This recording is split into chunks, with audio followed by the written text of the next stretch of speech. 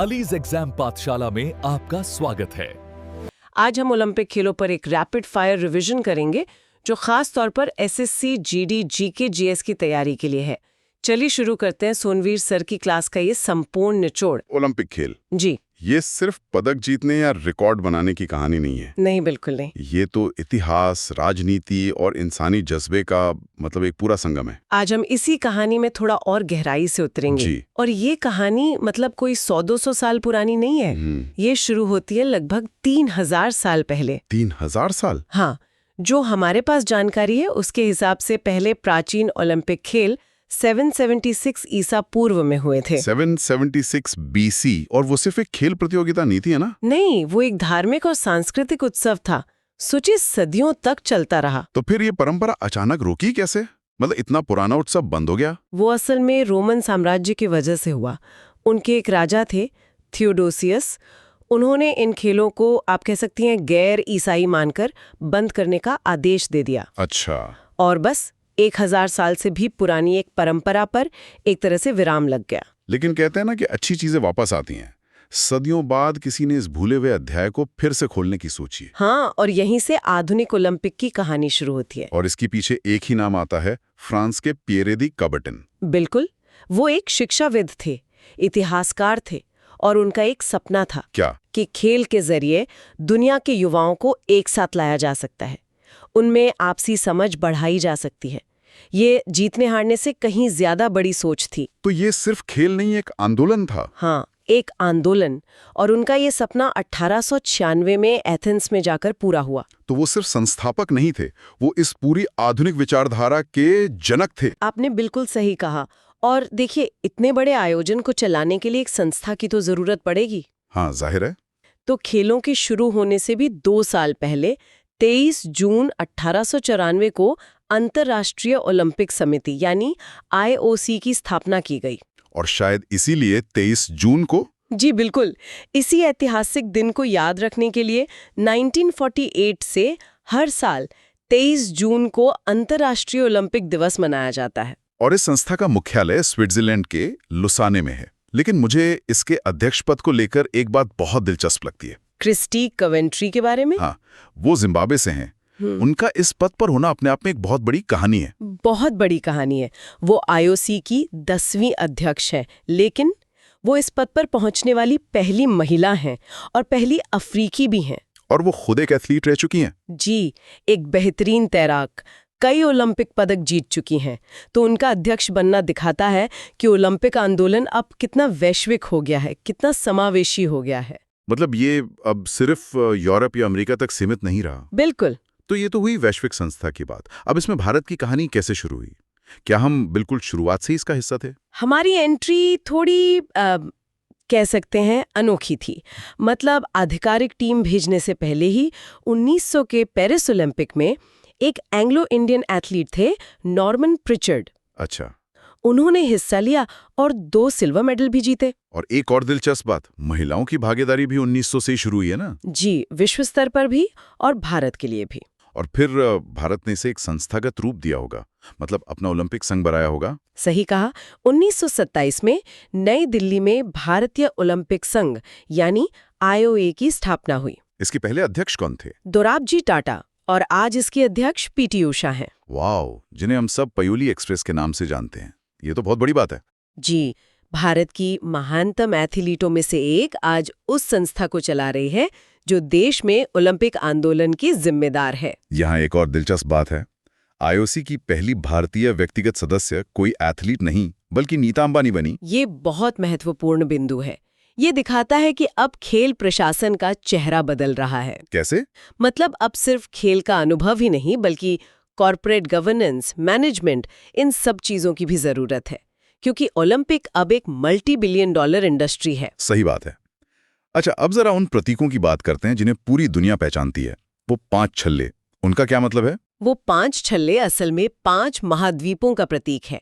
Europe, Asia, Africa, America और Australia. और उनके रंग? नीला, पीला, काला, लाल और हरा। जी, ये सिर्फ रंग नहीं है, ये पियरे डी कुबर्टन की उस सोच का प्रतीक है जहां खेल के मैदान पर दुनिया की सारी विविधताएं एकजुट हो जाती हैं। और ओलंपिक का एक आदर्श वाक्य भी है, सीटीएस, ऑल्टियस, फोर्टियस। यानी तेज, उच्चतर, मजबूत। लेकिन इसमें हाल ही में एक शब्द और जोड़ा गया। हाँ, 2021 में। जी, कम्युनिटर जोड़ा गया, जिसका मतलब है एकजुट या टुगेदर। ये बहुत अहम बदलाव था। बहुत अहम।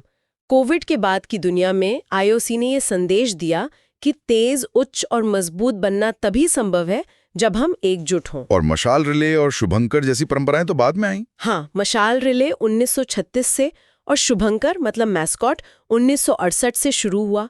ये सब ओलंपिक को एक सांस्कृतिक उत्सव बनाने की कोशिशें थीं। अब उन खिलाड़ियों की बात करते हैं जिन्होंने इन खेलों को महान बनाया है। जब भी रिकॉर्ड्स की बात होती है, एक नाम सबसे पहले आता है, Michael Phelps. The flying fish.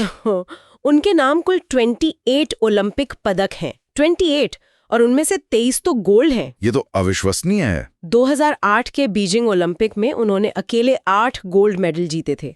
ये शारीरिक क्षमता से ज्यादा मतलब मानसिक दृढ़ता की कहानी है। और महिलाओं में ये रिकॉर्ड किसके नाम है? सोवियत संघ की जिम्नास्ट थी लैरिसा लैटिनिना। उनके पास 18 पदक हैं।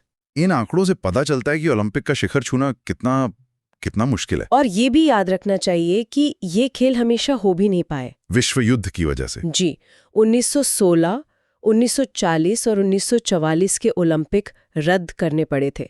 ये हमें याद दिलाता है कि खेल भी दुनिया की हकीकत से अलग नहीं है। अब वापस भारत के ऐतिहासिक सफर पर आते हैं। हमने नॉर्मन प्रिचर्ड की बात की, लेकिन भारत ने अपनी पहली आधिकारिक टीम कब भेजी? भारत का पहला आधिकारिक दल 1920 के एंटवर्प ओलंपिक में गया था। और उस दल की पहली ध्वजवाहक एक महिला थी, है ना? जी, पूर्णिमा बनर्जी। सोचिए, 1920 में जब भारत आजाद भी नहीं था, एक महिला भारतीय दल का नेतृत्व कर रही थी। ये बहुत ही प्रगतिशील बात थी। शुरुआती दशकों में तो भारत की पहचान एक ही खेल से थी, हॉकी। हाँ, वो हमारा सुनहरा दौर था। भारत ने हॉकी में कुल 13 पदक जीते हैं। और पहला गोल्ड कब आया? पहला गोल्ड मेडल 1928 में आया, जयपाल सिंह मुंडा की कप्तानी में। और फिर तो हमने लगातार गोल्ड जीते। उस दौर में तो भारतीय हॉकी टीम का दबदबा था। लेकिन फिर व्यक्तिगत पदकों का दौर शुरू हुआ। ये कहानी भी बड़ी दिलचस्प है। हाँ, पहला व्यक्तिगत पदक 1952 में आया। केडी जाधव ने कुश्ती में कांस्य जीता था। उनकी जीत बहुत खास थी, मैंने पढ़ा है। बहुत खास, क्योंकि उन्होंने अपने दम पर बिना किसी खास सरकारी मदद के ये कर दिखाया था। उन्होंने एक सपना दिखाया कि भारतीय व्यक्तिगत खेलों में भी जीत सकते हैं। और उस सपने को हकीकत बनने में कई दशक लग गए। पहला व्यक्तिगत गोल्ड तो 2008 में आया। बिल्कुल, वो लम्हा तो शायद ही कोई भारतीय भूल सकता है। अभिनव बिंद्रा का बीजिंग में जीता गया वो गोल्ड मेडल। वो तो भारतीय खेल इतिहास का एक मील का पत्थर है। और उससे ठीक पहले 2004 में राज्यवर्धन सिंह राठौड़ ने सिल्वर जीतकर उम्मीदों को एक नई उड़ान दी थी। इन जीतों ने पूरे देश की मानसिकता बदल दी। और महिलाओं ने भी तो इस कहानी में अपना एक बहुत मजबूत अध्याय लिखा है। यकीनन। 2000 में कर्णम मल्लेश्वरी ने भारोत्तोलन में कांस्य पदक जीता। वो ओलंपिक पदक जीतने वाली पहली भारतीय महिला बनी। जी, उन्होंने एक दरवाजा खोला। फिर 2016 में पीवी सिंधु ने बैडमिंटन में सिल्वर मेडल जीतकर उस सफर को और आगे बढ़ाया। ये सिर्फ पदक नहीं थे, ये प्रेरणा थे। लाखों लड़कियों के लिए प्रेरणा। चलिए अब इतिहास से वर्तमान में आते हैं। बात करते हैं हाल ही में हुए पेरिस 2024 ओलंपिक की। इस बार कुछ नए खेल भी शामिल किए गए। जी, स्केटबोर्डिंग, स्पोर्ट क्लाइंबिंग, ब्रेकिंग और सर्फिंग। ब्रेकिंग मतलब ब्रेक डांस? हाँ, ये आईओसी की एक सोची समझी रणनीति है। वो देख रहे हैं कि युवा पीढ़ी की दिलचस्पी बदल रही है। तो वो खुद को प्रासंगिक बनाए रखने की कोशिश कर रहे हैं। बिल्कुल, नई पीढ़ी से जुड़ने की कोशिश। हालांकि इस पर बहस भी हुई कि क्या ब्रेकिंग जैसा खेल ओलंपिक की गरिमा से मेल खाता है। ये तो वही परंपरा बनाम आधुनिकता वाली बहस है। ओलंपिक को अगर जिंदा रहना है तो उसे समय के साथ बदलना होगा। पेरिस में भारतीय दल के chef D mission Gagan Narang थे। तो ये शेफ डी मिशन का काम क्या होता है? देखिए, ये कोच या कप्तान नहीं होते। शेफ डी मिशन पूरे दल का प्रशासनिक प्रमुख होता है। अच्छा, एडमिनिस्ट्रेटिव हेड। हाँ, उनका काम यह देखना होता है कि खिलाड़ियों के रहने, आने जाने, ट्रेनिंग मतलब सारी जरूरतों का ध्यान रखा जाए ताकि खिलाड़ी सिर्फ अपने प्रदर्शन पर ध्यान दे सकें। और इस बार दल में अनुभव और युवा जोश का एक शानदार मिश्रण था। जी, एक तरफ सबसे उम्रदराज खिलाड़ी रोहन बोपन्ना थे तो दूसरी तरफ सबसे युवा तैराक द्युनिधि देसिंगू। यही तो ओलंपिक की खूबसूरती है। बिल्कुल। अब आते हैं उस हिस्से पर जिसका सबको इंतजार था, पेरिस में भारत का प्रदर्शन। निशानेबाजी में तो हमारी शुरुआत शानदार रही। बहुत शानदार। मनु भाकर ने 10 मीटर एयर पिस्टल में कांस्य जीता, लेकिन उन्होंने इतिहास तब रचा जब सरबजोत सिंह के साथ मिलकर मिक्स्ड टीम इवेंट में भी कांस्य जीता। तो एक ही ओलंपिक में 2 पदक। हाँ, और ऐसा करने वाली वो पहली भारतीय महिला बन गईं। ये बहुत बड़ी उपलब्धि है।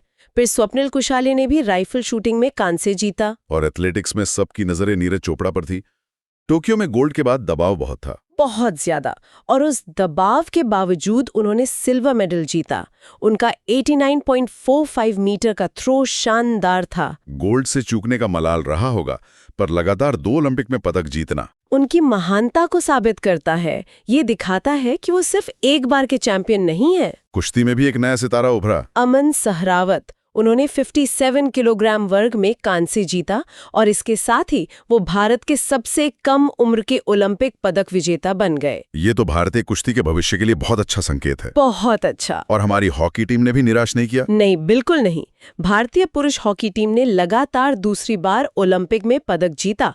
हरमनप्रीत सिंह की कप्तानी में टीम ने स्पेन को हराकर कांस्य पदक अपने नाम किया। ये भारतीय हॉकी के पुनर्जागरण की कहानी को और पुख्ता करता है। बिल्कुल। तो कुल मिलाकर पेरिस 2024 में भारत ने 1 सिल्वर और 5 कांस्य के साथ 6 पदक जीते और पदक तालिका में 71वें स्थान पर रहा। जी, अमेरिका और चीन हमेशा की तरह सबसे ऊपर रहे। पदकों की संख्या शायद कुछ लोगों को उम्मीद से कम लगे। हो सकता है, लेकिन अगर हम प्रदर्शन की गहराई देखें, जैसे कितने एथलीट फाइनल तक पहुंचे, कितने करीबी मुकाबलों में हारे, तो ये भारतीय खेलों के सही दिशा में जाने का संकेत है। तो ये थी ओलंपिक खेलों की एक लंबी और शानदार कहानी, और उसमें भारत की गौरवशाली यात्रा। ये कहानी हमें सिखाती है कि जीत सिर्फ पदक हासिल करना नहीं है। नहीं, जीत है लगातार कोशिश करते रहना, हार न मानना। बिल्कुल। और अब जब हम भविष्य की ओर देखते हैं तो एक बड़ा सवाल मन में आता है। क्या? जैसे जैसे ओलंपिक और ज्यादा व्यावसायिक होता जा रहा है, क्या हम पियरे डी कुबर्टिन के उस मूल विचार से दूर जा रहे हैं? मतलब खेलों के जरिए सद्भावना और एकता बढ़ाने वाले विचार से। ये एक बहुत बड़ा सवाल है, और भविष्य के आयोजनों को इसी व्यावसायिकता और ओलंपिक की मूल भावना के बीच एक संतुलन खोजना होगा। मुझे लगता है यही उनकी सबसे बड़ी चुनौती होगी। जय हिंद, जय भारत।